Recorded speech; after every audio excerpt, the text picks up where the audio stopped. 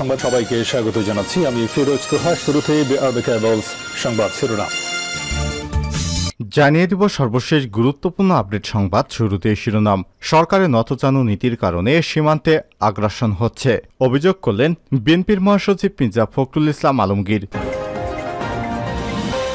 এরপর জানিয়ে দিব প্রবাসী আয়ে করের বোঝা, যে সংকট তৈরি হতে পারে বাংলাদেশের অর্থনীতিতে। প্রিয় দর্শক, আপনারা জানেন বিদেশ থেকে টাকা পাঠালে কোনো প্রকার কর দিতে হতো না, কিন্তু চলতি বাজেটে বিদেশ থেকে টাকা পাঠালে কর দিতে হবে, এমনটাই জানিয়েছে বাংলাদেশ ব্যাংক। এ বিষয়ে গুরুত্বপূর্ণ সংবাদ থাকবে বন্ধুরা। সম্পূর্ণ সংবাদটি জানতে ভিডিওটি না টেনে দেখতে থাকুন। জানাবো সেন্ট মার্টিন সংলগ্ন বাংলাদেশ মিয়ানমার পরিস্থিতি, যা বলল ISPR। জানিয়ে দিব সেন্ট মার্টিনের অস্থিরতা নিয়ে সরকারকে পদক্ষেপ নিতে দেখা যায়নি, অভিযোগ করল বাংলাদেশ জামাত ইসলাম। এদিকে পবিত্র ঈদুল আজহায় ত্যাগের মহিমায় উজ্জীবিত হওয়ার আহ্বান প্রধানমন্ত্রী শেখ হাসিনার। এবং সর্বশেষ জানিয়ে দিব ঈদের দিনও রাফায় ইসরায়েলের ভয়াবহ হামলা। ঈদের দিনেও রাফায় হামলা করেছে ইহুদিবাদী ইসরায়েল। এতে 2 ফিলিস্তিনি নিহত হয়েছেন রোববার। কাতার ভিত্তিক সংবাদ মাধ্যম আল জাজিরার এক প্রতিবেদনে সব তথ্য উঠে এসেছে। প্রতিবেদনে বলা হচ্ছে, ইসরায়েল রাফায় তাল সুলতান এলাকায় হামলা চালিয়ে 2 জন নিরীহ ফিলিস্তিনিকে হত্যা করেছে। এ সময় আরও কয়েকজন আহত হয়েছে। তাদেরকে অ্যাম্বুলেন্সে নেওয়ার সময় সেগুলোকে লক্ষ্যবস্তু করা হয়েছে। আল জাজিরার হানি মাহমুদের মতে, পশ্চিম রাফার তালা সুলতান এখনও যুদ্ধের কারণে বাস্তুচ্যুত শতাধিক ফিলিস্তিনি পরিবারকে হোস্ট করে। ইসরায়েলের সর্বশেষ তরঙ্গের হামলায় আশেপাশের এলাকাটি বিশেষভাবে ক্ষতিগ্রস্ত হয়েছে। এতে অনেক বাড়িঘর এবং নাগরিক সুবিধা ব্যাহত হচ্ছে। প্রিয় দর্শক, এতক্ষণ শুনছিলেন সংবাদ শিরোনাম, এবারে বিস্তারিত। তবে তার আগে বন্ধুরা, আপনি কোন স্থান থেকে আমাদের সংবাদটি দেখছেন কমেন্ট করে জানিয়ে দিন এই সংবাদ সম্পর্কে আপনার মূল্যবান মতামত। প্রিয় দর্শক, আপনি যদি আমাদের চ্যানেলে নতুন হয়ে থাকেন, ভিডিওটি দেখতে দেখতে চ্যানেলটি সাবস্ক্রাইব করে রাখুন, যাতে করে আমাদের লেটেস্ট আপডেট সংবাদগুলো সবার আগে আপনার কাছে পৌঁছে যায়। এবার বিস্তারিত। সরকারের নতজানু নীতির কারণে সীমান্তে আগ্রাসন হচ্ছে, মির্জা ফখরুল। বিএনপির মহাসচিব মির্জা ফখরুল ইসলাম আলমগীর অভিযোগ করে বলেছেন, সরকারের নতজানু নীতির কারণে বাংলাদেশের সীমান্তে আগ্রাসন দেখা দিয়েছে। কক্সবাজারে সেন্ট মার্টিন এলাকায় বাংলাদেশের সীমান্ত ঘেঁষে মিয়ানমার যুদ্ধজাহাজ টহল দিচ্ছে, অথচ বাংলাদেশের সরকার ব্যবস্থা নেওয়া তো দূরের কথা, প্রতিবাদ জানাতেও তারা ভয় পাচ্ছে। একটা বিবৃতি পর্যন্ত দিতে সাহস পাচ্ছে না। বাংলাদেশের শত্রুরা দেশের বাউন্ডারি তছনছ করে দিচ্ছে, সরকার চুপ হয়ে আছে। তাদের এই নীরবতা প্রমাণ করে এই সরকার একটি নতজানু সরকার, যে কারণে সীমান্তে আগ্রাসন হচ্ছে। অবিলম্বে সরকারের পদত্যাগ করা উচিত। রোববার 16 জুন দুপুরে ঠাকুরগাঁয়ে কালীবাড়িস্থ নিজ বাসভবনে সাংবাদিকদের সাথে আলাপকালে তিনি এসব কথা বলেন। মির্জা ফখরুল আরও বলেন, এই সরকার বিদেশের উপর নির্ভর করে ক্ষমতায় আছে, তাই দেশের সার্বভৌমত্বের উপর আঘাত আসলেও কথা বলার সাহস রাখে না সরকার। মিয়ানমার থেকে বাংলাদেশের অভ্যন্তরে গুলি আসছে, মর্টার শেল আসছে, মানুষ মারা যাচ্ছে। মিয়ানমার অন্যায় করছে, তা যখন আন্তর্জাতিক বিশ্বের কাছে তুলে ধরা উচিত ছিল, তখনও অজানার কারণে তারা চুপ থাকছে। সেখানে সেনাবাহিনী মোতায়েন তো দূরের কথা, একটু টু শব্দ পর্যন্ত করতে পারেনি। সাবেক আইজিপি বেনজির আহমেদ সম্পর্কে মির্জা ফখরুল বলেন, দেশে কিছু কুলাঙ্গার থাকে যারা মনে করে আওয়ামী লীগকে সমর্থন করে লুটপাট করে তারা টিকে থাকতে পারবে, কিন্তু স্বাভাবিকভাবে তারা তা পারেনি। আজিজ বেনজির তার একটা বড় প্রমাণ। সরকারই তাদের বানিয়েছে, ব্যবহার করছে, আবার নিঃস্বার্থেই তাদের বলির পাঠা বানিয়ে ছেড়ে দিয়েছে। এ সময় মির্জা ফখরুল আরও বলেন, দেশের মানুষ খুব খারাপ অবস্থার মধ্যে আছে। কাগজে কলমে দেশে উন্নত আর মানুষের মাথাপিছু আয় বাড়ানো হলেও মানুষের হাতে আজ টাকা নেই। ব্যাংকগুলো লুটপাট করে শেষ করে দিয়েছে। ঈদে পশুর হাটে কোনো লোক নেই, সাধারণ মানুষের হাতে কোরবানির পশু কেনার টাকা নেই। সবকিছু মানুষের ক্রয় ক্ষমতার বাইরে চলে গেছে। এ সময় জেলা বিএনপির সহসভাপতি অ্যাডভোকেট আব্দুল হালিম, সাধারণ সম্পাদক মির্জা ফয়সাল আমিন, সাংগঠনিক সম্পাদক পয়গম আলী, দপ্তর সম্পাদক মামুনুর রশিদ, পৌর সভাপতি শরীফুল ইসলাম, সদর থানা সভাপতি আব্দুল হামিদ, যুবদল সভাপতি চৌধুরী আবদুল্লাহ আবু নূর, ছাত্রদল সভাপতি কায়েস ও অন্যান্য নেতাকর্মীরা উপস্থিত ছিলেন। প্রবাসী আয়ে করের বোঝা যে সংকট তৈরি হতে পারে। মধ্যপ্রাচ্যের দেশ কুয়েতে থাকেন বাগেরহাটের কবির হোসেন।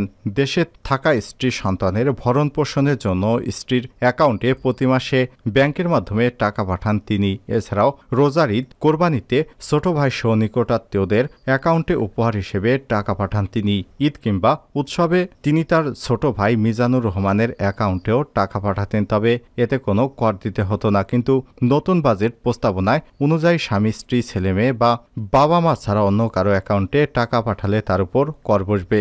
এর আগে ভাই বোন কিংবা নিকটাত্মীয় সহ যে কোনো অ্যাকাউন্টে কর ছাড়াই টাকা পাঠানোর সুযোগ ছিল। নতুন বাজেটে রেমিট্যান্স পাঠানোর সংজ্ঞায় পরিবর্তন আনার কারণে এই সংকট তৈরি হচ্ছে।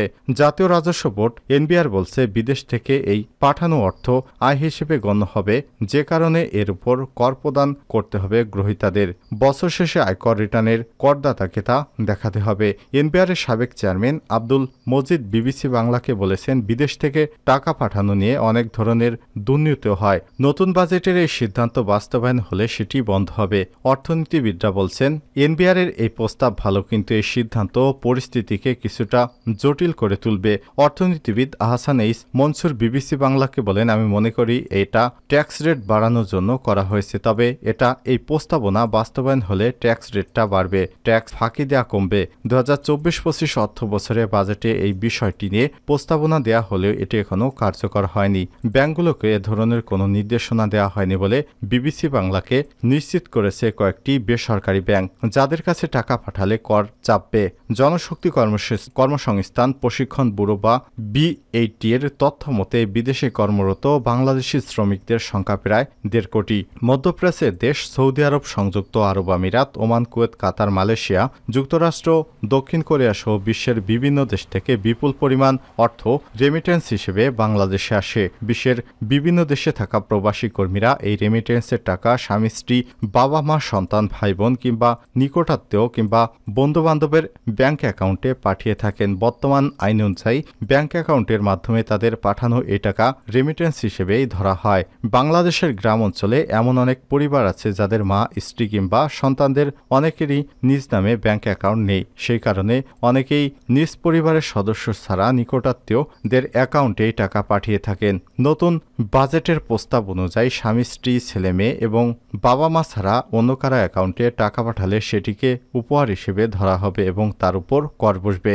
উপহার পেলে বছর শেষে আয়কর রিটার্নে করদাতাকে তা দেখাতে হবে, এমনকি উপহারদাতাকেও তার রিটার্নে উপহার দেওয়ার বিষয়টি জানাতে হবে। প্রবাসী আয় বা রেমিটেন্স উপহার হিসেবে এলে সেটি করের আওতায় পড়বে। বিদেশ থেকে অনেকেই দেশে টাকা পাঠান, তবে ব্যাংকিং চ্যানেলে আসা সব টাকাই রেমিটেন্স নয়। বৈধ চ্যানেলের মাধ্যমে রেমিটেন্স পাঠাতে উৎসাহ দিতে ব্যাংক থেকে প্রণোদনা দেওয়া হয়। বাংলাদেশ রেমিটেন্স বা প্রবাসী আয়ের উপর কোনো কর আরোপ নেই। নতুন বাজেট প্রস্তাবনায় বিষয়টি নিয়ে বলা হলেও এনবিআর থেকে কোনো ধরনের নির্দেশনা পাওয়া যায়নি। তাই নতুন বাজেটে রেমিটেন্সের অর্থের উপর কর আরোপের বিষয়টি নিয়ে এখনও এক ধরনের ধোঁয়াশা রয়েছে। সেন্ট মার্টিন সংলগ্ন বাংলাদেশ মিয়ানমার পরিস্থিতি নিয়ে যা বলল আইএসপিআর। সেন্ট মার্টিন দ্বীপ সংলগ্ন বাংলাদেশ মিয়ানমার সমুদ্রসীমার বর্তমান পরিস্থিতি প্রসঙ্গে বাংলাদেশ সশস্ত্র বাহিনীর মিডিয়া এবং সংবাদ সংস্থা আন্তঃবাহিনী জনসংযোগ পরিদপ্তর বা আইএসপিআর বিদ্যমান সংস্থা তুলে ধরেছে। সংস্থার ওয়েবসাইটে এই অবস্থান প্রকাশ করা হয়। আইএসপিআর জানায়, মিয়ানমারে চলমান অভ্যন্তরীণ সংঘর্ষের প্রেক্ষাপটে মিয়ানমার সামরিক বাহিনী রাখাইন রাজ্যে আরাকান আর্মির বিরুদ্ধে যৌথ অপারেশন পরিচালনা করছে। মিয়ানমারের সামরিক বাহিনী এবং আরাকান আর্মির এই সংঘর্ষের কারণে নাপ নদী এবং নদী সংলগ্ন মোহনা এলাকায় বাংলাদেশি বোটের উপর অনাকাঙ্ক্ষিত গুলিবর্ষণ করেছে। এ বিষয়ে বাংলাদেশের পররাষ্ট্র মন্ত্রণালয় গভীর উদ্বেগ প্রকাশ করে গত 12 জুন প্রতিবাদ জানায়। এরই ধারাবাহিকতায় মিয়ানমার নৌবাহিনী সেন্ট মার্টিন দ্বীপের অদূরে মিয়ানমারের সমুদ্র সীমায় এবং নাপ নদীর মিয়ানমার সীমানায় অবস্থান করে মিয়ানমারের দিকে আরাকান আর্মির অবস্থান লক্ষ্য করে গোলাবর্ষণ করেছে। একই সাথে আরাকান আর্মিও মিয়ানমার নৌবাহিনীর জাহাজ এবং বোট লক্ষ্য করে গোলাবর্ষণ করছে।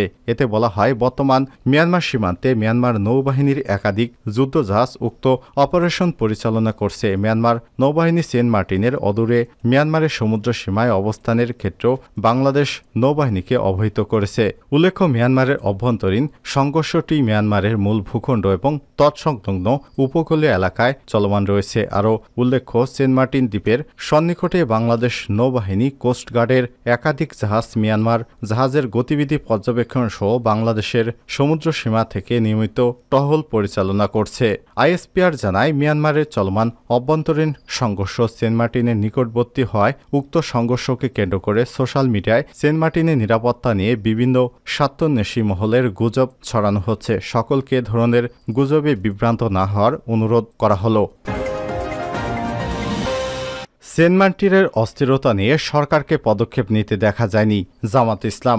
মিয়ানমার থেকে নাপ নদীতে বাংলাদেশি নৌযান লক্ষ্য করে গুলি ছোড়ার কারণে উদ্ভূত পরিস্থিতিতে গভীর উদ্বেগ প্রকাশ করে এবং সরকারের নীরব ভূমিকার নিন্দা জানিয়েছে বাংলাদেশ জামাত ইসলামের সেক্রেটারি জেনারেল এবং সাবেক এমপি অধ্যাপক মিয়া গোলাম পরোয়ার। এ সময় তিনি বলেন, সেন্ট মার্টিন দ্বীপের ভয়াবহ অস্থিরতা বিরাজ করলেও এখন পর্যন্ত কার্যকর কোনো পদক্ষেপ নিতে দেখা যায়নি। বাংলাদেশ সরকারকে এটা খুবই দুঃখজনক, এটা জাতির জন্য দুর্ভাগ্যজনক। আমরা দেশের ভৌগোলিক অখণ্ডতা, স্বাধীনতা এবং সার্বভৌমত্ব রক্ষায় সরকারের নতজানু ভূমিকার নিন্দা এবং প্রতিবাদ জানাচ্ছি।